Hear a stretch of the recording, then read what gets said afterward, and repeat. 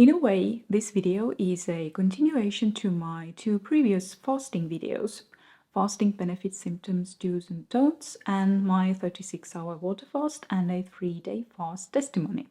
That is, I briefly mentioned laxatives during fasting. More precisely, I talked about salt flush, Epsom salt flush, laxative teas like senna, as well as psyllium husks and chia seeds.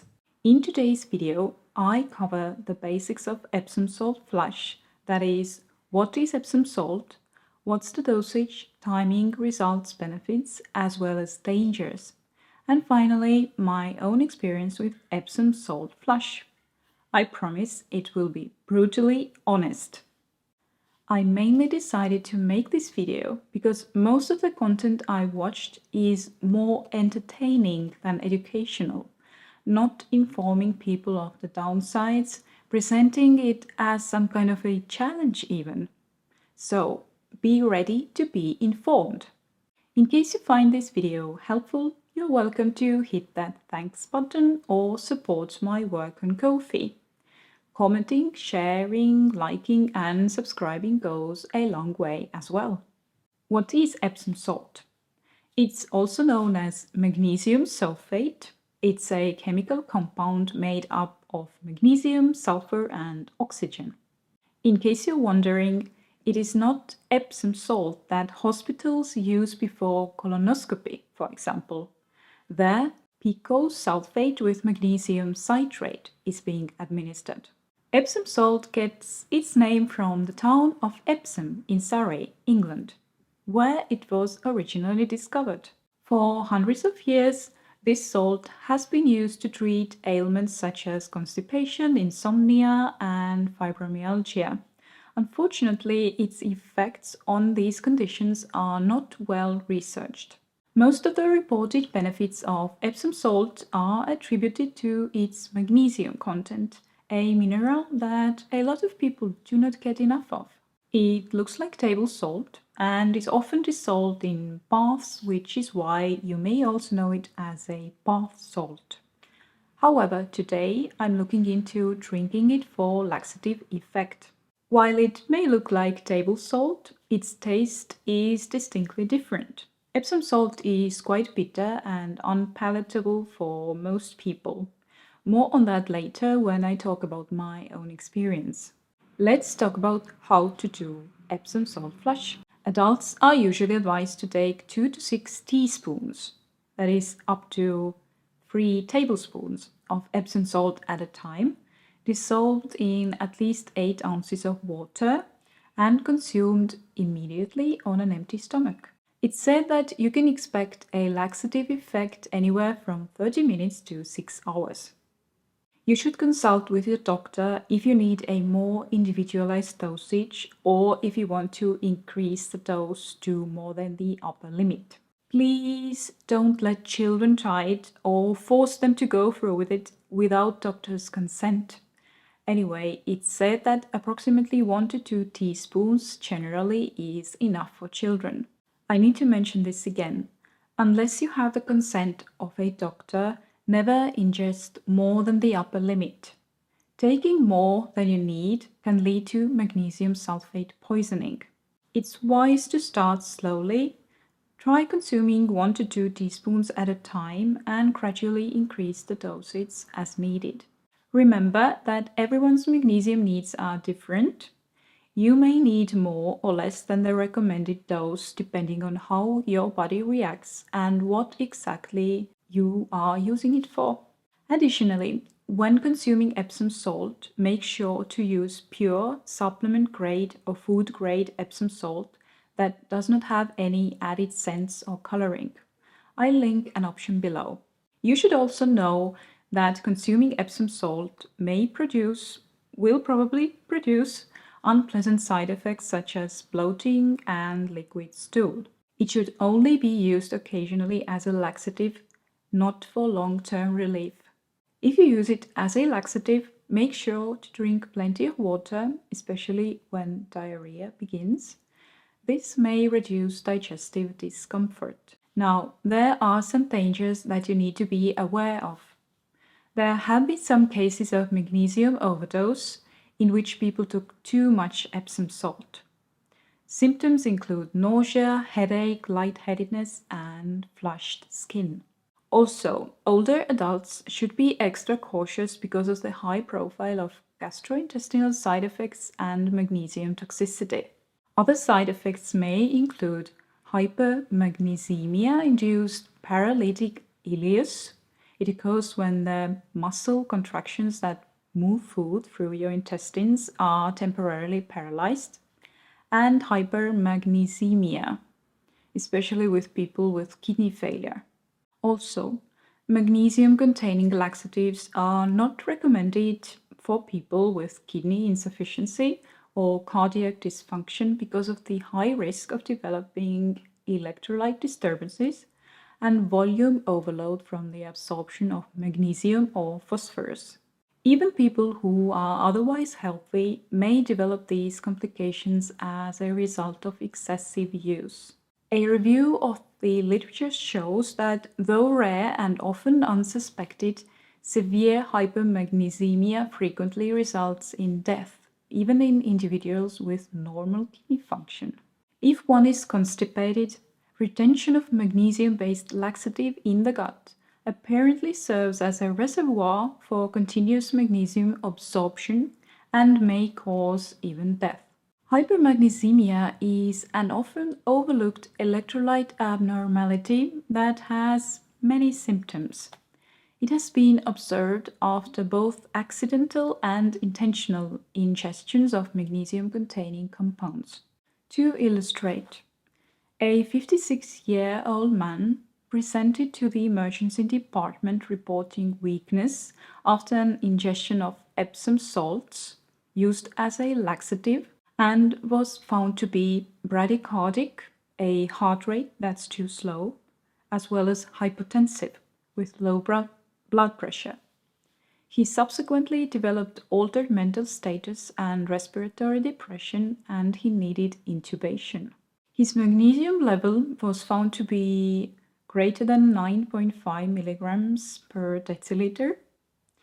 He was given multiple doses of calcium gluconate and generous IV fluids with not much improvement. Fortunately, his magnesium level corrected rapidly after initiation of dialysis, and 3 days later he was discharged home in good condition. In 75% of the cases of hypermagnesemia, it was not suspected at all, and the total amount of magnesium ingested was not excessive, but bowel disorders may have enhanced the absorption. Go and read more about hypermagnesemia on my blog about who is more susceptible and what are the exact symptoms. It's important to note that the signs and symptoms are usually not apparent until serum magnesium is in excess of 4.86 milligrams per deciliter. However, the serum concentration at which signs and symptoms appear varies widely. Now, before you opt for something as extreme, as Epsom salt flush, you should try more natural laxatives and laxative foods and overall healthier elimination supporting diet and lifestyle. If you are already drinking adequate levels of water, that is 8 to 10 glasses in addition to food, but away from food, exercise, get a good night's sleep and enough fiber in your diet, but you still feel constipated, try one of the following natural laxatives and laxative foods that support bowel movements. Chia seeds or psyllium husks, berries, legumes, ground flax seeds, castor oil packs, leafy greens, senna tea, apples, oat bran, prunes, kiwi fruit, probiotic fermented foods such as kefir and yogurt, and for some people also coffee increases the urge to go, and some people find celery juice helpful. Go and read my blog post about natural laxatives and laxative foods where I discuss each one I mentioned more thoroughly and advise how to use them. And let me know if you'd like me to do a separate video about natural laxative foods and how to use them. Now, if you're doing everything right, water, exercise, good sleep, enough fiber, both soluble and insoluble. You have also tried the natural laxatives and laxative foods and you still don't eliminate enough 2 to 3 times daily, then you should talk to your doctor. It might really be that you could temporarily benefit from an over-the-counter laxative or something as Epsom salt flush. Now, let's move on to my personal experience. First, why I tried it. If you watched my 36-hour and 3-day fasting testimonial video, you know that I complained about not being able to empty my bowels fully. Even after not eating for 3 days, there was still subsequent amount of stuff sitting in my bowels not wanting to come out. Now, of course, a safer option would be to do an enema, but I wasn't willing to go through with it at home, also because I had once tried it with poor outcome. So I did some research and decided to go for Epsom salt flush. Here's how it went. Reading up on all the recommendations on water consumption and the amount of salt, I dissolved 1 tablespoon of Epsom salt in 1 liter water and drank it at 7:30 a.m. on an empty stomach. This is the salt that I used. Now, I watched several videos with people being absolutely disgusted by the taste, almost throwing up and doing all kinds of circus. I honestly don't know what the problem is. I mean, come on, it simply tastes bitter. I've had herbal teas that are more bitter than this. Maybe if one is only used to sweet tastes and one eats refined food diet, it might be that one finds the taste intolerable, but other than that, okay, I drank the liter and half an hour later went to the toilet for a decent elimination. No diarrhea though. At 11:30 I had another decent go, but still no diarrhea or even softer stools. Remember I told you that it would take 30 minutes to 6 hours for the process to be over?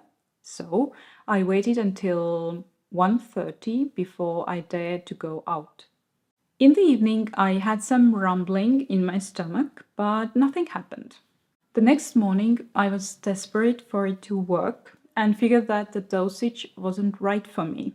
As it's okay to try the flush maximum 2 days in a row, I decided to increase the dosage to 1.5 tablespoons of Epsom salt and consumed it with 3 glasses of water. I had a normal elimination right after and nothing for the rest of the day.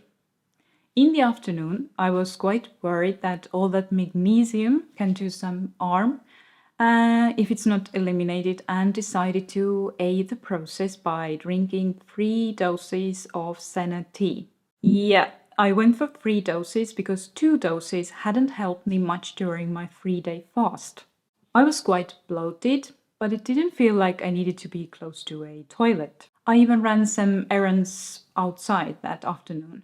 Then the evening came, and at 8:30 p.m. I had a softer elimination.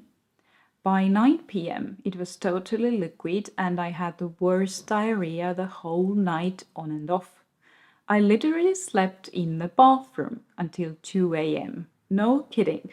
I dragged the balcony couch cushion into the bathroom and lay down there.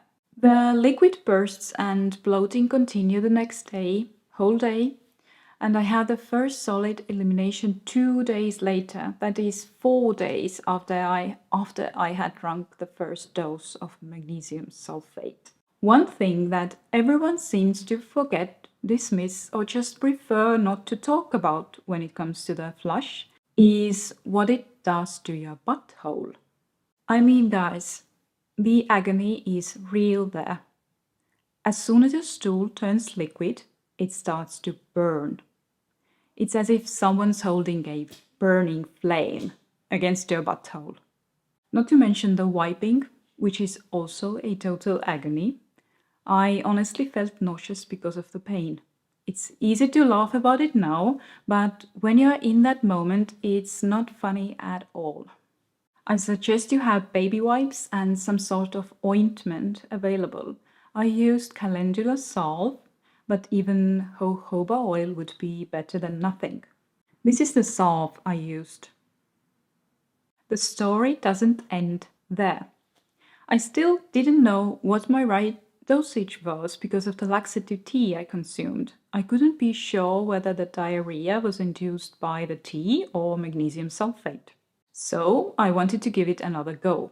First, I let 2 weeks pass and then tried 2 tablespoons of Epsom salt dissolved in 3 glasses of water. 5 minutes later, I had a regular elimination. Then, after about 3 hours, there was another very decent go, whereas this time the stools were a bit softer. 2.5 hours passed, and I had yet another very decent elimination, a bit softer as well. After that, I felt normal for the rest of the day, so I thought to myself, great, if I take 2 tablespoons of Epsom salt without consuming laxative tea, it just empties me out thoroughly without the agony of diarrhea. Not so fast though. At 8:30 p.m., my stomach started rumbling like crazy. My husband could hear it from 10 meters away. And 20 minutes later, the fun began again. So, in my case, it took about 11.5 hours from when I drank the solution to the point of diarrhea. Another night gone into the toilet, literally. I kept on going until about 3:30 a.m. and then could finally sleep until 6 a.m. before I needed to go again. And the butthole agony was very real also this time. I felt like I was going to throw up. Between 1 to 2 p.m. I still had some rumbling and liquid stools. The morning after that, there was still quite liquid stuff. I think it went back to normalish the next day somewhere in the late afternoon or evening. Will I try the Epsom salt flush again? No. Not if there's anything else that can be done, even enemas if necessary.